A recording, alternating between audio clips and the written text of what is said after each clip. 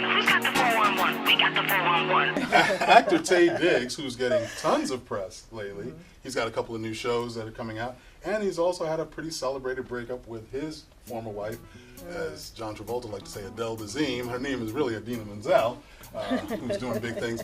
But Taye is calling out Hollywood and saying that there's a double standard when it comes to black films, and the fact that they don't find real value in black films that have exclusively a black audience. At least that's how they're characterizing it.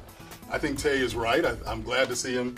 Maybe he needed to, break up from his little swirl. Yo, I knew you were going to say this swirl. I knew it was coming. Maybe he's trying to come back to black. I love you. He's not. No, he's not. He gonna get back with the swirl. Yeah. Okay. He's said that many times. He Y'all been prefers. talking to- okay. He prefers non-black women. He prefers that.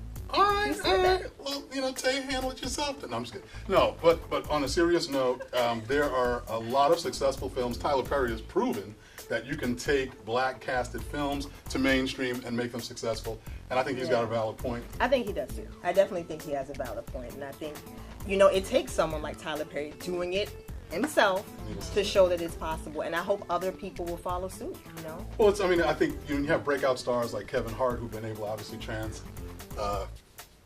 cross over, I should say, or transcend the color lines and do well with his films, Ice Cube and the other film that he had, which was actually terrible, but What film? Which film? unfortunately, the one he did with Bobby De Niro and okay. and Arnold. No, it wasn't Arnold.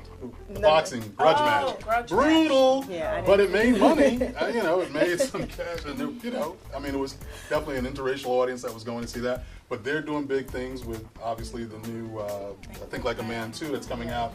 Expected big audiences on both sides. They did a remake of About Last Night, or that one they did with Michael Ealy. Yeah. That was About Last Night. Yeah. They've done some movies that clearly have crossed, and we know those movies can be done. I don't think it's a new conversation. I'm glad Taye is taking up the fight.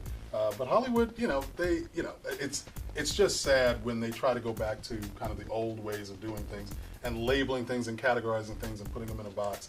And it's unfortunate. Everybody loses out, sadly. I totally agree. We got the 411. Who's got the 411? We got the 411.